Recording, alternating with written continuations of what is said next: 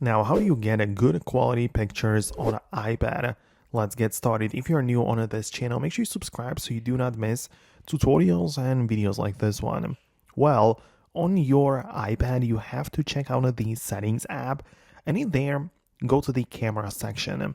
So you need to change a couple of different things in here to bump up the quality.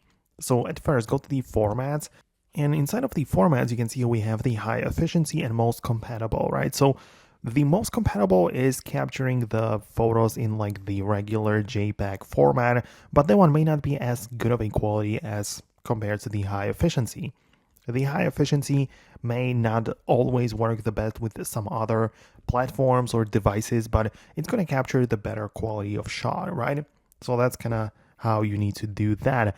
And outside of that, we also have some different settings in here. It kind of depends on your iPad model, but you can also make sure that when you are like capturing video as well, that you bump up the resolution in here so you can change it to 4K, right? And stuff like this.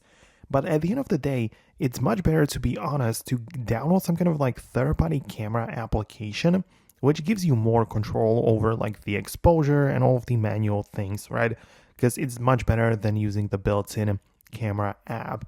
And at the end of the day, again, you have to, or you have the ability to use that photo and import it to a video or photo editor like Lightroom, where you can even enhance it further, right? So there are like these layers of getting better quality pictures. The first one is the settings of the camera.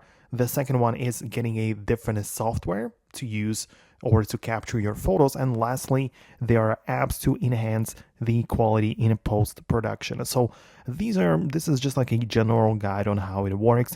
Let me know what you think about that below in the comments. Most definitely subscribe for more, and I'll see you later in the next videos.